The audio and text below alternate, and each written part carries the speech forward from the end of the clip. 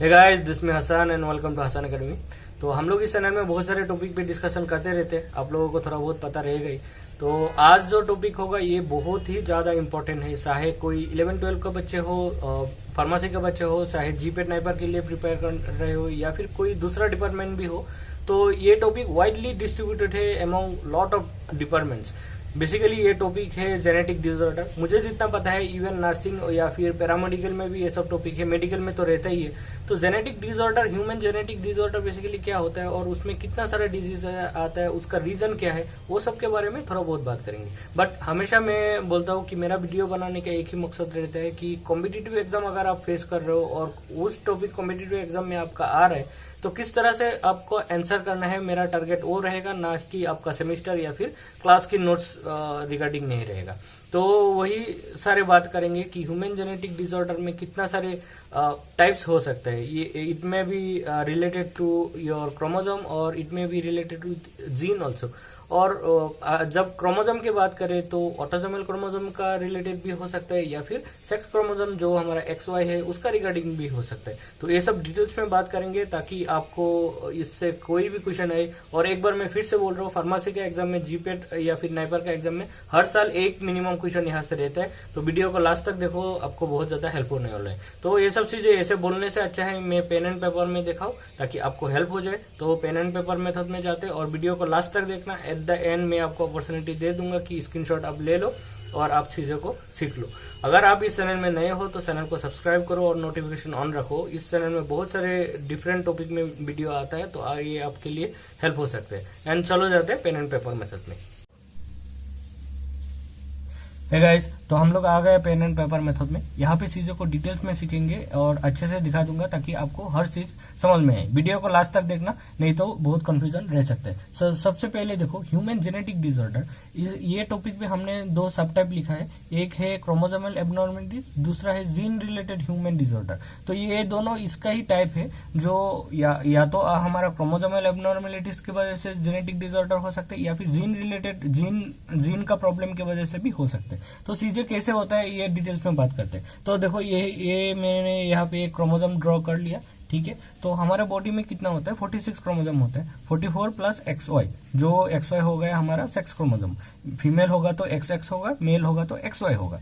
तो इसके रिगार्डिंग में बोलना चाहता हूँ, अगर ये 46 नंबर ऑफ क्रोमोसोम में चाहे किसी भी क्रोमोसोम में कुछ भी प्रॉब्लम आए, चाहे ऑटोसोमल में आए या फिर सेक्स क्रोमोसोम में आए, वो सब आ जाएगा आपका क्रोमोसोमल एबनॉर्मेलिटीज के अंदर में। ये क्रोमोसोम रिलेटेड है। सपोज ये क्रोमोसोम है तो या तो क्रोमोसोम कम हो गया, ज्यादा हो गया, कुछ भी प्रॉब्लम हुआ तो वो क्रोमोसोमल डिसऑर्डर हो गया।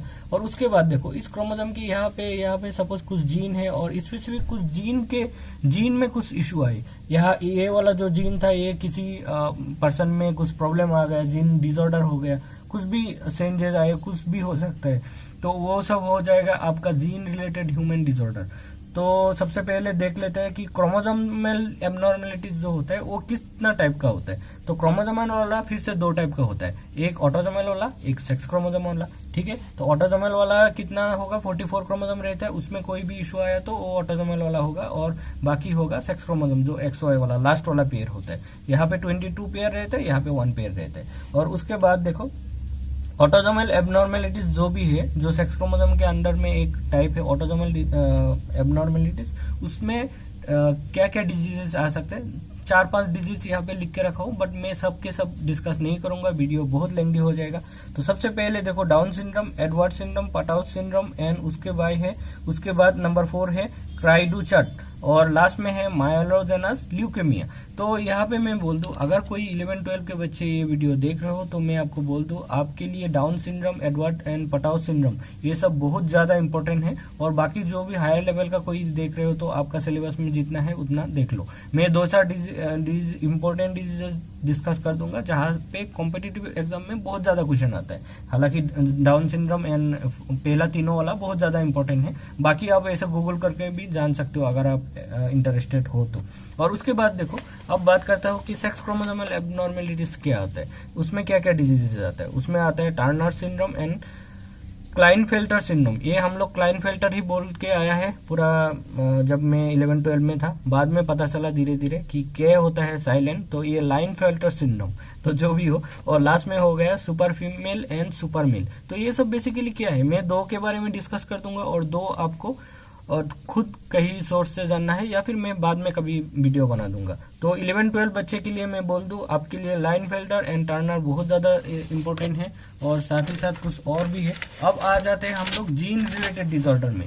और ऐसा मत सोचना कि मैं इंडिविजुअल डिजीज डिस्कस नहीं करूंगा।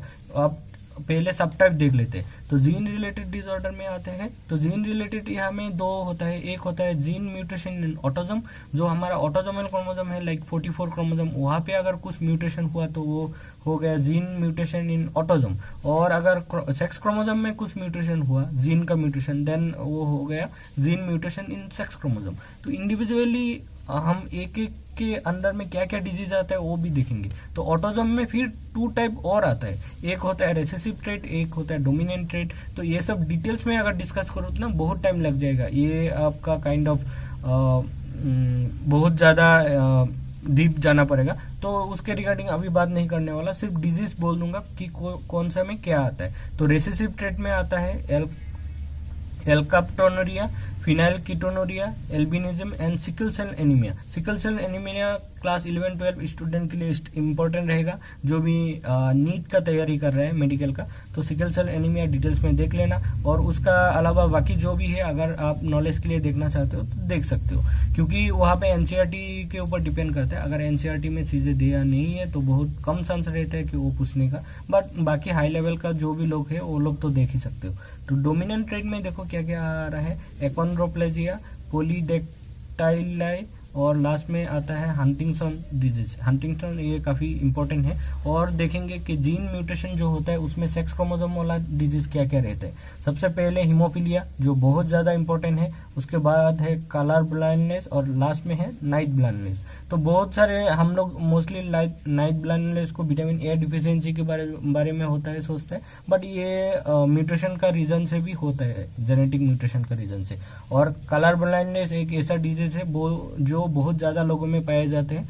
तो आजकल कलर ब्लाइंडनेस के वजह से एसएसबी बोल के एक इंटरव्यू होता है, वहां पे बहुत सारे लोगों को रिजेक्ट किया जा रहा है, ठीक है ना।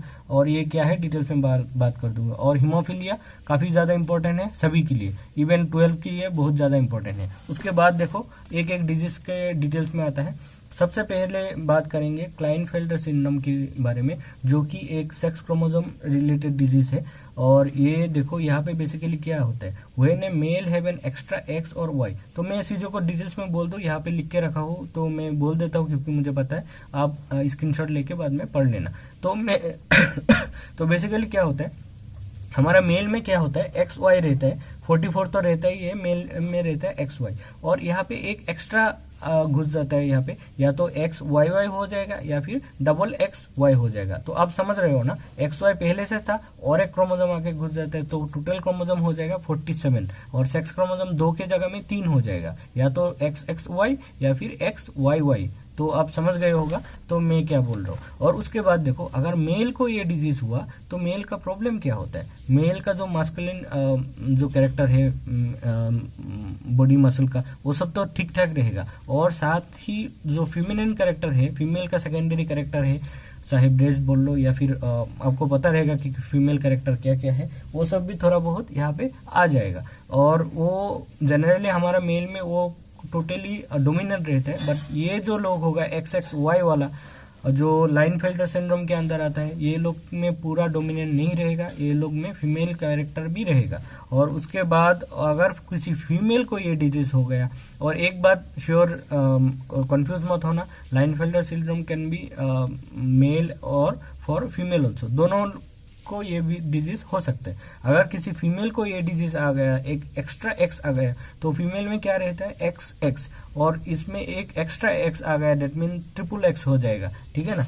तो इनका क्या प्रॉब्लम होगा, इनका basically chromosome institute of double x triple x हो जाएगा, बॉडी नॉर्मल रहेगा, कुछ प्रॉब्लम इतना दिखाई नहीं देगा बाहर से, but they will give limited fertility. Limited fertility मतलब जब फर्टिलाइजेशन होगा हार्डली 1 और 2 बच्चे इस तरह का कुछ प्रॉब्लम होगा, फर्टिलिटी रिड्यूस हो जाएगा। और एक बात बोलने के लिए, या फिर मैंने लिख के नहीं रखा, क्लाइनफेल्टर सिंड्रोम जो मेल में होता है उनका इनफर्टिलिटी दिखाई देता है, ठीक है ना, वो बच्चे बेबी प्रोड्यूस नहीं कर सकते। और उसके बाद लास्ट लाइन में क्या लिख के रखा मैंने, 47 क्रोमोसोम इंस्टीड ऑफ 46, तो क्रोमोसोम एक टोटल बढ़ जाएगा। तो देखो कॉम्पिटिटिव एग्जाम में ऐसा भी क्वेश्चन आता है, out of which below disease which one has total 47 number of chromosome. तो आपको याद रखना है लाइनफेल्टर सिंड्रोम शोज 47 क्रोमोसोम, क्यों, एक एक्स्ट्रा क्रोमोसोम आ जाता है। एंड जाते हैं नेक्स्ट वाला जो कि है टर्नर सिंड्रोम। ये भी बहुत बहुत ज्यादा इंपॉर्टेंट है और ये भी सेक्स क्रोमोसोम से रिलेटेड है।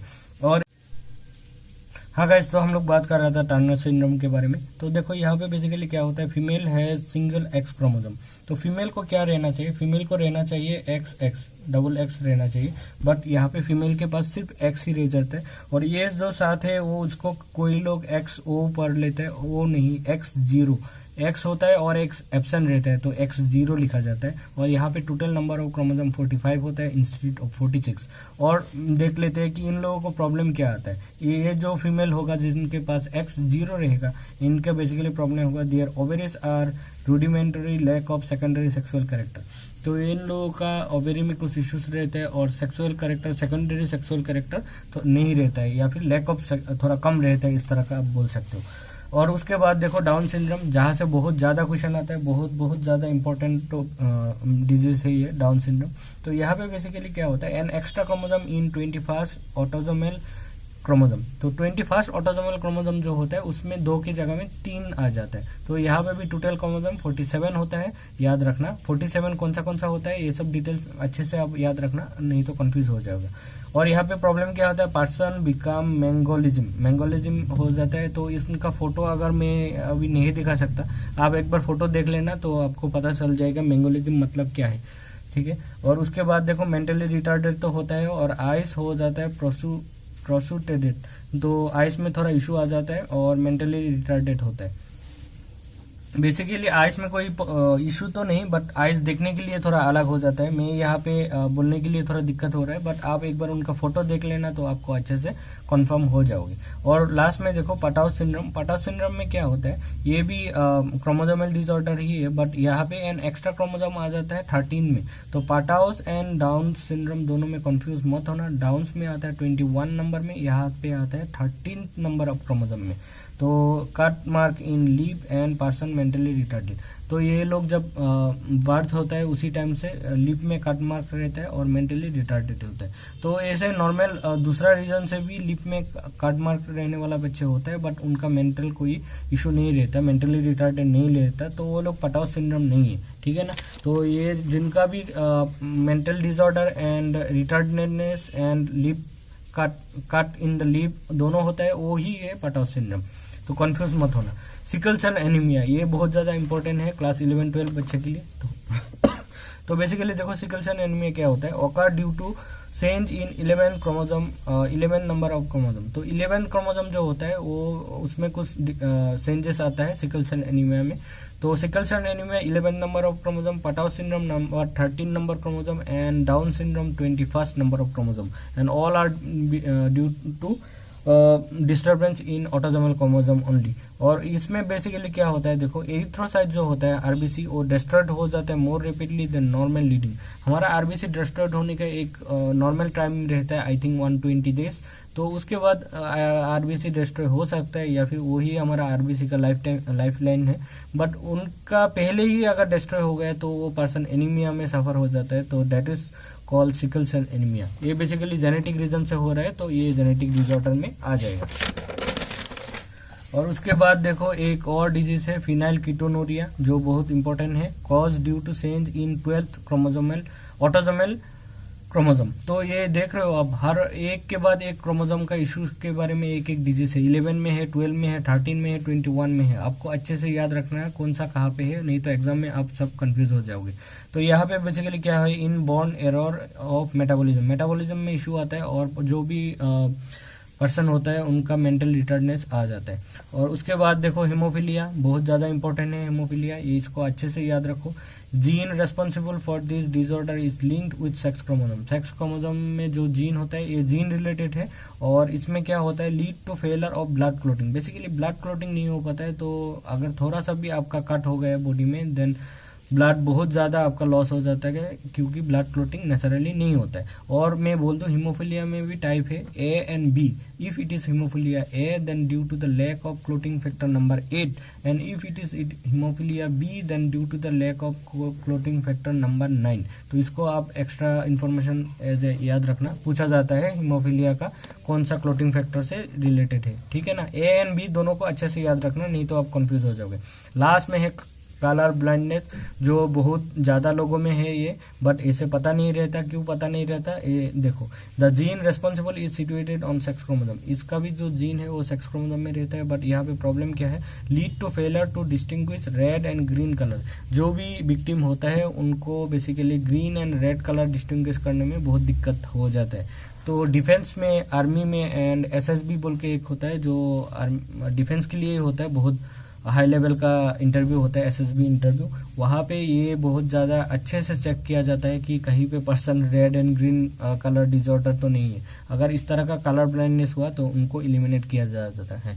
रिसेंटली बहुत ज़्यादा लोग इसके रीजन से, कलर ब्लाइंडनेस के रीजन से एलिमिनेट हो चुके हैं। अब देखो इसका स्क्रीनशॉट ले लो जल्दी जल्दी, शायद हाँ, या तो स्क्रीनशॉट लो या फिर हसन एकेडमी टेलीग्राम चैनल में आ जाओ, वहाँ पे मैं चीज़ों को डाल दूंगा। तो स्क्रीनशॉट लेने का ज़रूरत है नहीं, मैंने चीज़ों को अच्छे से समझाने के लिए कोशिश किया। आप हो सके तो नोट बना लो और आपको हेल्प हो जाएगा। और मैं बोल दूँ ये सब फोटो मार के हसन एकेडमी टेलीग्राम चैनल में मैं दे दूंगा, आप वहाँ पे जुड़ जाओ। उसके लिए कोई लिंक नहीं चाहिए, आप खुद वहाँ पे पब्लिक ग्रुप है जो ज्वाइन हो सकते हो। Thank you for watching this video. और वीडियो बनाने के लिए काफ़ी मेहनत लगा, आप लाइक एंड शेयर कर दो, थोड़ा बहुत शेयर कर ही दो। Thank you.